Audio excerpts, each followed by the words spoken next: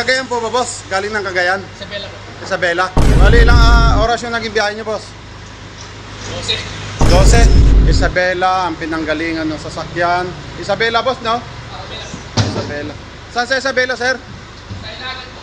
Ilagan, Isabela, guys. Na kung saan trinabil nila yung Toyota RAV4, sinakay nila sa wrecker from Isabela. So guys, napakalayo, napakahirap.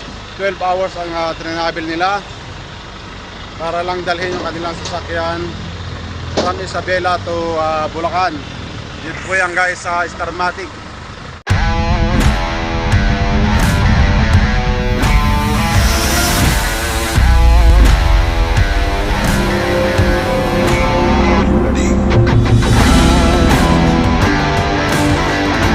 Magandang araw sa ating guys. Ito po si John Mendez ng Starmatic. It's another day, it's another vlog na naman po tayo. Guys, for today's video, meron po tayong panibagong client, Toyota RAV4. Yes guys, Toyota RAV4 kung saan napakalayo po ng pinanggalingan.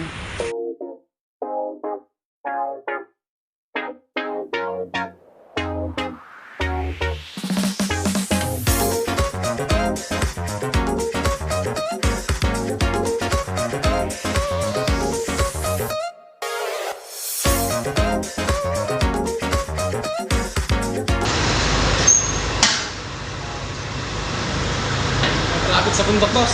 Traffic po ba, boss? Traffic sa bundok. Lalo dyan sa Bulacan, ang haba. Ay, dyan sa man. Bali lang oras yung naging biyahe niyo, boss?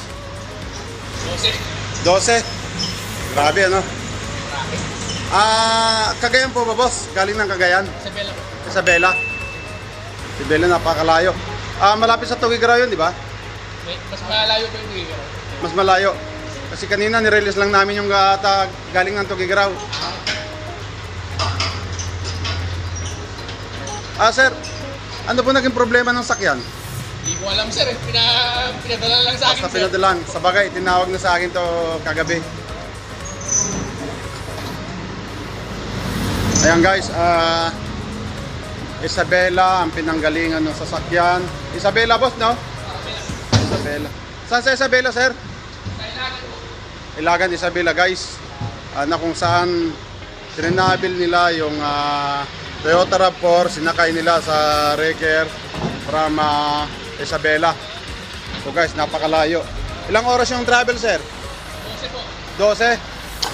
Pero nyo guys, napakahirap.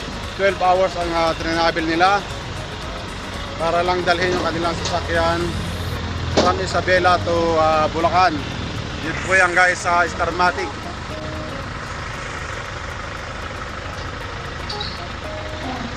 Galing sa kanila, sir, mga 400 po. One way. 400 kilometer. Ako, napakalayo, grabe. Ayun guys, napakalayo ng pinanggalingan.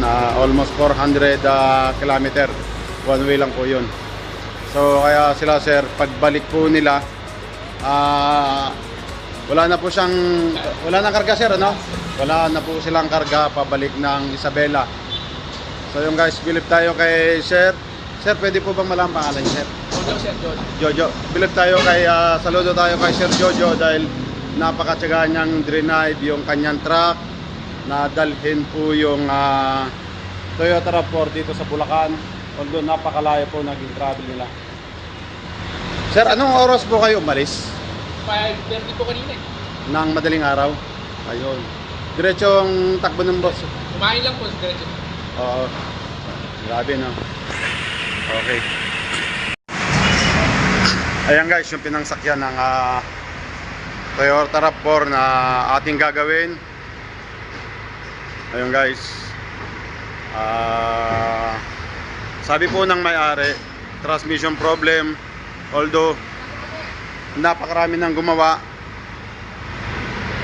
Napakarami nang gumawa at pang-apat na po tayong gagawa guys. Yes sir, ingat.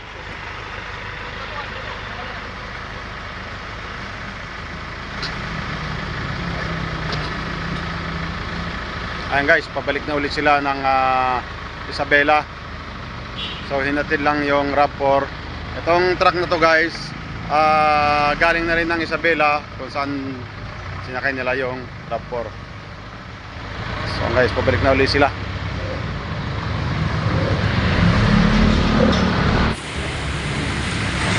So guys, eto na yung sasakyan from Isabela.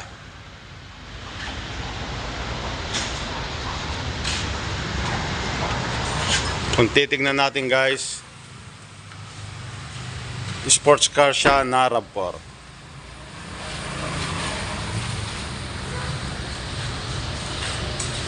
RAV4 guys, pero two-door siya, two-door siya. So kaya itong sakyan na to mahal na mahal nung may-ari dahil nga kakaiba yung style niya guys. So sports yung dating ng RAV4, kaya napakaganda ng sasakyan guys. So napakalayo ng pinanggalingan, galing pa ng Isabela. Almost 400 kilometers ang tinakbo ng Raker na pinagsakyan nito. One way lang yung guys sa 400 kilometers. Ito guys yung trani niya. Madilim na ngayon guys kasi hindi makita kasi guys sa oras na to guys 6 o'clock na, magsi 6 na ng gabi.